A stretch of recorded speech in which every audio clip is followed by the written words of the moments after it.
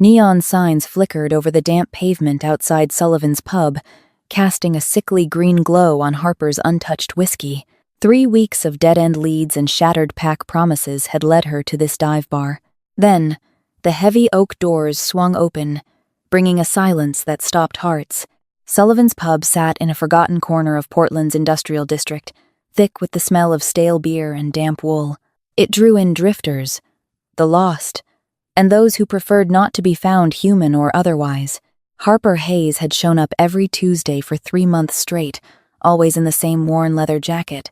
She'd order a neat bourbon, let it sit untouched, and watch the room like she was waiting for something that never came. She stared into the amber liquid, watching the reflection of the flickering Pabst Blue Ribbon sign dance on its surface. To the human eye, she was just a beautiful, exhausted woman with shadowed hazel eyes and a guarded posture. But beneath her skin, the dormant spirit of a redwood pack wolf paced endlessly, trapped by grief and a severed pack bond.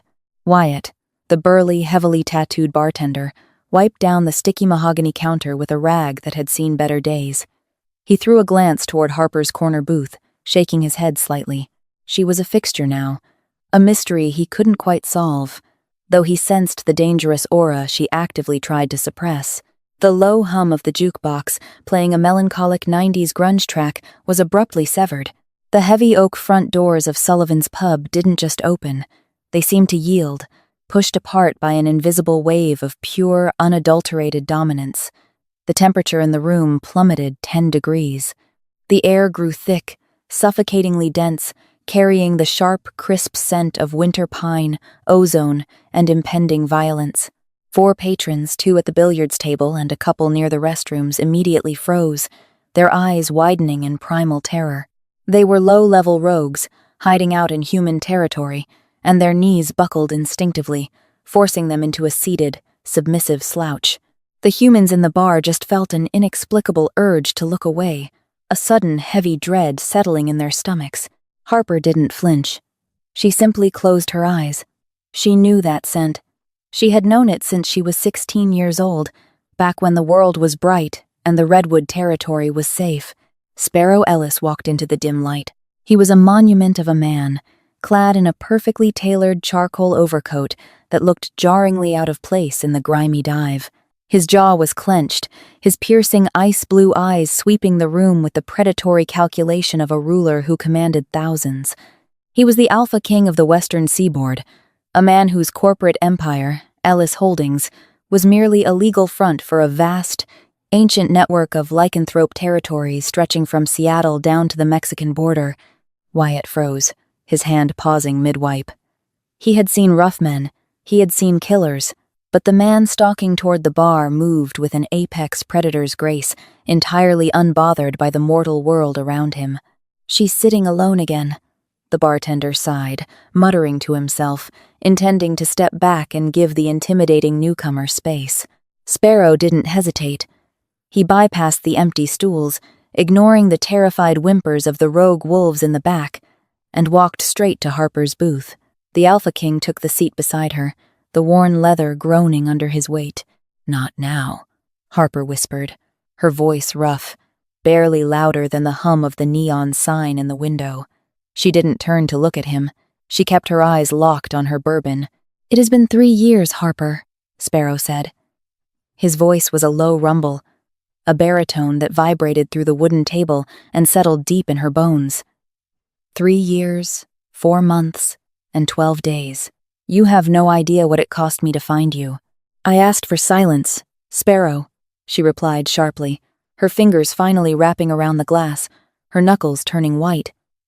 "I came here to disappear. You showing up in a multi-$1,000 coat, terrifying the local strays, wasn't part of my itinerary." Sparrow ignored the barb. He turned his body slightly, his massive frame blocking her from the rest of the room, creating an involuntary, protective cocoon around her. "You're using the name Chloe Jenkins. You're working at a mid-level logistics firm in downtown Portland. You live in a 3rd-floor walk-up with a broken security door, and your landlord is a human named Gary who drinks too much. Do you think this is a life meant for a redwood beta?" Harper finally snapped her gaze to his.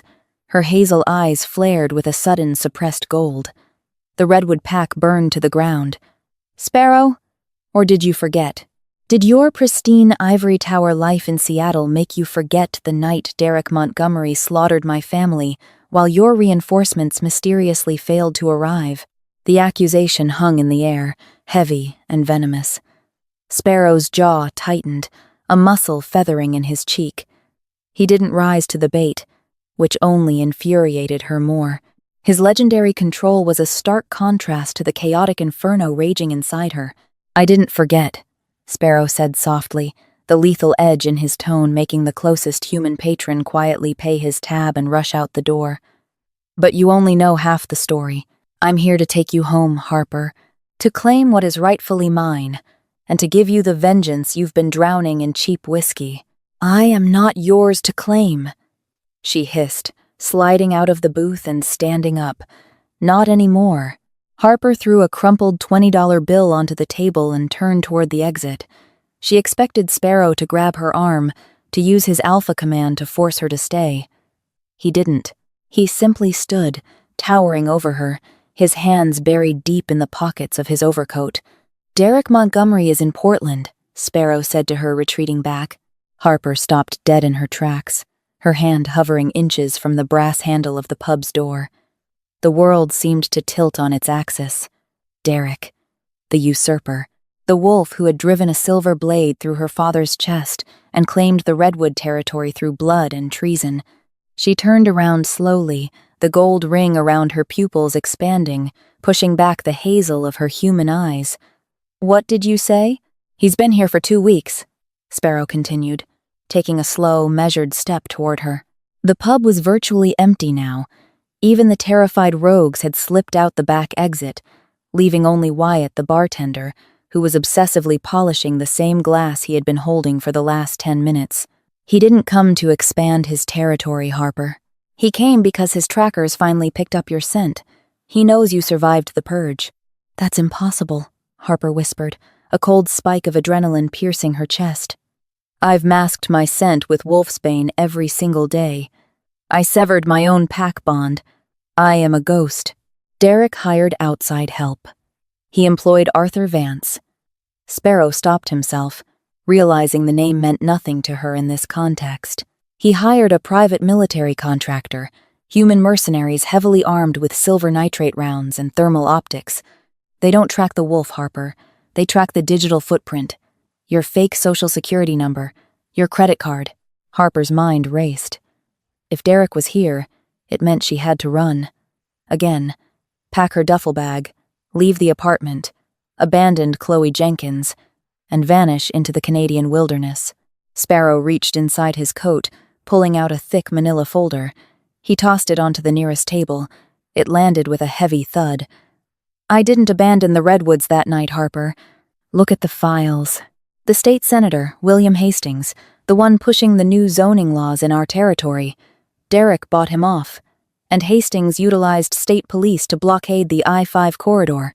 My wolves were trapped 50 miles north, fighting off heavily armed SWAT teams who thought we were a domestic terror cell." Harper stared at the folder, but she didn't reach for it. The betrayal ran too deep. Even if it was true, the pain of losing her family and her pack was a wound that refused to close. "Why tell me this now?" she demanded, her voice shaking with unshed tears and mounting rage. "Why wait 3 years to clear your name?" "Because I only uncovered the paper trail last month," Sparrow admitted, the iron facade slipping for a fraction of a second, revealing the bone-deep exhaustion of a king fighting a shadow war. "And because Derek didn't just take your territory, he took the ancestral redwood totem. As long as he holds it, he controls the ley lines. But he needs royal redwood blood to unlock its full power. He needs you." A sudden, sharp scrape of glass against wood broke the tension between them. Harper's wolf senses, heightened by the surge of adrenaline, snapped to attention. She looked past Sparrow, toward the bar. Wyatt was no longer polishing glasses. He was reaching beneath the counter, his heart rate spiking wildly, a frantic, erratic rhythm that echoed loudly in Harper's ears. Then came the smell. It cut through the stale beer and Sparrow's pine scent. It was acrid, sharp, and metallic. Gun oil and silver. Sparrow, Harper warned, her voice dropping an octave, a low growl vibrating in her throat. Before Sparrow could turn, the heavy oak doors of the pub burst open, not pushed by an aura, but kicked open by heavy combat boots. 3 men poured into the room. They weren't wolves. They wore matte black tactical gear, their faces obscured by balaclavas, holding suppressed submachine guns tight to their shoulders. At the exact same moment, Wyatt pulled a sawed-off shotgun from beneath the bar, leveling it directly at Sparrow's back. "Don't move, Your Majesty!" Wyatt shouted, his hands trembling slightly as he cocked the weapon. The metallic click echoed like a thunderclap in the confined space. "Derek sends his regards." Sparrow didn't raise his hands. He didn't panic. A terrifying, feral smile slowly crept onto his face. He looked at Harper, his ice-blue eyes flashing with pure, dominant gold. "You always said my timing was terrible," Sparrow murmured casually, rolling his shoulders as the sound of popping bones signaled the beginning of his shift. "You brought a tale to my only safe house, you arrogant bastard," Harper snarled, but the fear was gone, replaced instantly by the ancient, violent instincts of her bloodline. Her fingernails elongated into jagged, deadly claws, tearing through the sleeves of her leather jacket. "I didn't bring them, Harper," Sparrow said, stepping in front of her to shield her from the tactical team near the door.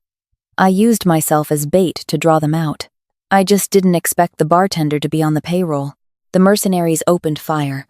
Gunfire erupted, shattering the tense silence of Sullivan's pub into a million jagged pieces. The deafening roar of suppressed automatic weapons tore through the stale air, ripping the mahogany bar to splinters and annihilating the vintage mirrors behind it.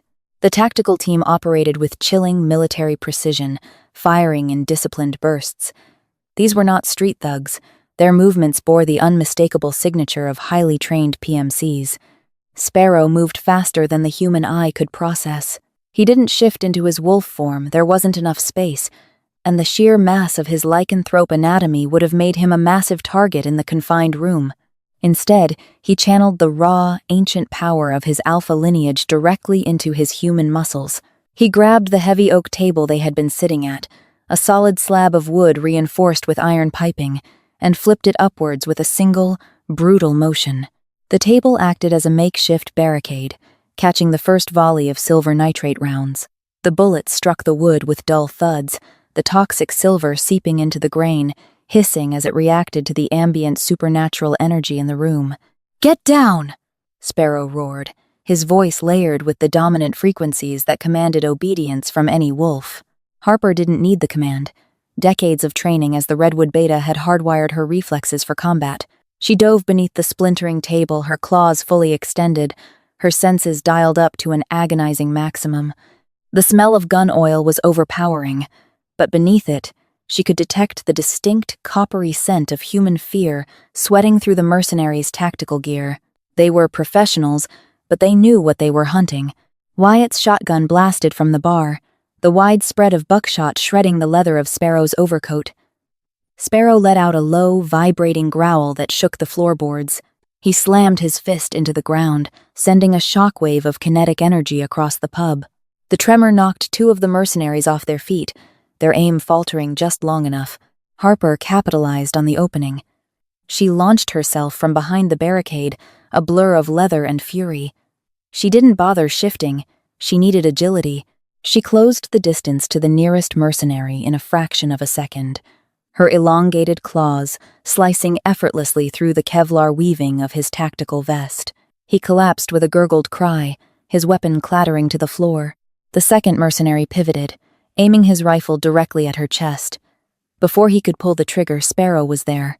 The Alpha King moved with terrifying grace, grabbing the barrel of the rifle and crushing the reinforced steel in his bare hand like tin foil. With his other hand, he struck the man's chest, a blow so devastating it cracked the mercenary's sternum through his armor, sending him flying backward through the pub's front window in a shower of glass and neon. Wyatt, panicking, frantically tried to reload his shotgun. "Derek promised me protection," the bartender screamed, his hands shaking violently as he fumbled with the shells. "He said you were weak, Sparrow. He said the corporate hounds had you cornered in Seattle. Derek is a liar." Sparrow said coldly, stalking toward the bar. The ambient temperature in the room plummeted again. Frost began to form on the edges of the shattered whiskey glasses. The third mercenary, seeing his squad dismantled in seconds, made a tactical retreat, throwing a flashbang grenade onto the floor between them before bolting out the shattered front door. "Eyes!" Harper shouted, throwing her arms over her face. The grenade detonated with a blinding flash and an ear-splitting concussive boom. The world dissolved into a ringing white void. But Sparrow, relying entirely on his spatial awareness and scent, vaulted over the bar. By the time Harper's vision cleared, blinking away the harsh after-images, Sparrow was standing over a terrified Wyatt. The bartender was pinned against the liquor cabinet, Sparrow's massive hand wrapped around his throat, lifting him inches off the ground. "Who hired the tactical team, Wyatt?" Sparrow demanded, his ice-blue eyes glowing with lethal intent. "Speak quickly, and I might let you keep your tongue." "Academy!" Wyatt choked out, his face turning a dangerous shade of purple. "It was Academy contractors. Derek didn't use the PAC treasury. He used outside funding." Sparrow dropped the bartender in disgust. Wyatt collapsed to the floor, gasping desperately for air. "Academy," Harper repeated, her heart hammering against her ribs. The name carried massive weight. They were one of the most ruthless private military corporations in the world, a rebrand of a notorious defense contractor. "Wolves don't hire Academy. We don't mix our wars with human mercenaries." "Derek did," Sparrow said, wiping a streak of soot from his cheek. "Because Derek isn't just trying to conquer territory, he's selling it." He grabbed Harper's arm, pulling her toward the back exit of the pub. The wail of police sirens was beginning to echo through the rainy Portland streets in the distance. They burst through the steel alley door, sprinting toward a matte black, heavily armored Audi RS6 parked in the shadows. Sparrow unlocked it remotely, and they threw themselves inside. The V8 engine roared to life with a guttural purr, and Sparrow slammed the accelerator, peeling out of the alley just as the first Portland PD cruiser turned the corner. "Selling it?" Harper asked, her breathing ragged as she strapped herself into the passenger seat. "Selling the Redwood territory? To who? It's ancestral land. It's protected by ancient treaties that only hold weight if the Alpha Line is alive to enforce them," Sparrow explained grimly, navigating the slick, rain-swept streets with terrifying precision, heading toward Interstate 5. "I told you I uncovered the paper trail. Derek didn't orchestrate the massacre of your family just for a power grab. He was financed. A shell company traced back to Albemarle Corporation." Harper's eyes widened. "The lithium mining giant." Sparrow nodded, his grip tightening on the steering wheel. "Exactly. The Redwood territory sits on one of the largest untapped lithium deposits in North America. Albemarle wanted the land, but the Redwood PAC, under your father's rule, refused to allow the ecological devastation. So, they found a wolf whose ambition outweighed his loyalty. Derek. They financed him. They provided the Academy mercenaries, the silver-laced weaponry, and access to Palantir Technologies' Gotham software to track down any surviving heirs. "Palantir," Harper whispered, a cold dread washing over her. "That explains how they found me despite the wolfsbane. They weren't tracking my scent. They were running predictive analytics on my fake identity's financial transactions." "Yes," Sparrow said, merging onto the highway, pushing the Audi to well over 100 miles per hour, the dark Oregon landscape blurring past them. "Derek sold the soul of your PAC to human corporations. He's using the ancestral totem to suppress the land's natural defenses, preparing to sign the deeds over to Albemarle by the end of the week. But to finalize the transfer and permanently lock the ley lines, he needs the blood of a Redwood royal. He needs you, Harper. Then we are going to give him exactly what he wants," Harper growled, a fierce golden fire igniting in her eyes. The grief that had paralyzed her for 3 years evaporated, replaced by a searing, singular desire for vengeance. "Drive to Mount Hood, Sparrow. It's time to take my home back." Moonlight barely breached the dense ancient canopy of the Redwood territory as they arrived. The forest at the base of Mount Hood used to thrum with the vibrant spiritual energy of Harper's PAC. Tonight, it felt hollow, The air was thick with the stench of diesel exhaust, scorched earth, and the unnatural metallic tang of heavy machinery. Harper and Sparrow had abandoned the Audi miles away, hiking the rest of the distance through the treacherous, mountainous terrain. They moved as shadows. The closer they got to the ancestral clearing, the more the corruption of her home tore at Harper's chest. Giant floodlights cut through the darkness, illuminating heavy excavation equipment bearing the Albemarle Corporation logo. At the center of the clearing stood the ancestral stone. It was a massive, ancient monolith of obsidian, and right now, it pulsed with a sickly, corrupted red light. Standing before it was Derek Montgomery. He was a hulking brute, his face marred by a vicious scar running from his temple to his jaw, the last gift Harper's father gave him before Derek drove a silver blade through his chest. Derek looked more like a corporate warlord than a pack alpha, dressed in black tactical gear. He held a silver-bladed ceremonial dagger, barking orders at human technicians setting up drilling equipment near the ley line nexus. "Look at him," Harper sneered quietly from their vantage point on the high ridge. "He looks ridiculous, a lapdog for human billionaires." "He has 50 armed guards," Sparrow noted, his voice a low, analytical rumble beside her. "Half of them are carrying silver nitrate automatic weapons. The other half are rogues who have tasted alpha blood. We cannot win a frontal assault." "We don't need to," Harper replied, her eyes locked on the glowing red monolith. "The totem is corrupted because Derek isn't the true heir. The land is fighting him. If I can touch the stone, if I can bleed onto the obsidian, the totem will recognize my bloodline. It will sever his connection to the ley lines. His rogue wolves will lose their borrowed strength, and the terrain itself will turn against the mercenaries." Sparrow let out a dark, dangerous hum. "A suicide run to the center of the camp. I've missed your tactical brilliance, Beta." Harper turned to look at him. The gold in her eyes was no longer suppressed. She let it burn, radiant and absolute. "I am not a Beta anymore, Sparrow. My father is dead. My brother is dead. I am the alpha of the Redwood Pack." Sparrow stared at her, the sheer force of her newfound aura, pushing against his own kingly dominance. For the first time in his long, ruthless life, the Alpha King of the Western Seaboard bowed his head to her. "Then lead the way, Alpha Hayes. I will clear your path." They struck with the fury of a hurricane. Sparrow didn't hold back. He unleashed a terrifying, primal howl that echoed off the mountain peaks, paralyzing the human mercenaries with sheer, instinctive terror. He vaulted off the ridge, crashing into the center of the camp like a meteor. He shifted midair, landing not as a man, but as a colossal, night-black timber wolf the size of a draft horse. His eyes burned with icy blue fire. The Academy soldiers opened fire, the night erupting in muzzle flashes. But Sparrow was a blur of shadows and fangs. He tore through their ranks, snapping rifles in half, drawing the entirety of the camp's attention. He was a magnificent, terrifying distraction. Harper used the chaos to slip through the perimeter. She stayed low, utilizing every shadow, every overturned crate of mining equipment.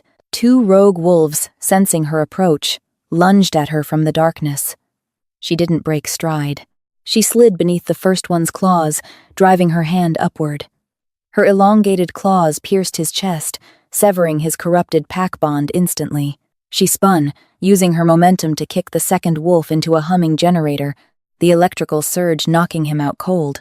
She breached the inner circle. The ancestral stone towered before her, vibrating with a painful, dissonant hum that rattled her teeth. "Harper!" Derek bellowed. He stepped out from behind the monolith, his face contorted in a mixture of shock and sadistic joy. "I knew the hounds would flush you out eventually. You saved me the trouble of hunting you down." "You sold our home, Derek!" Harper snarled, circling him, her muscles coiled tightly. "You slaughtered children so Albemarle could strip mine our sacred grounds. You are a disgrace to the species."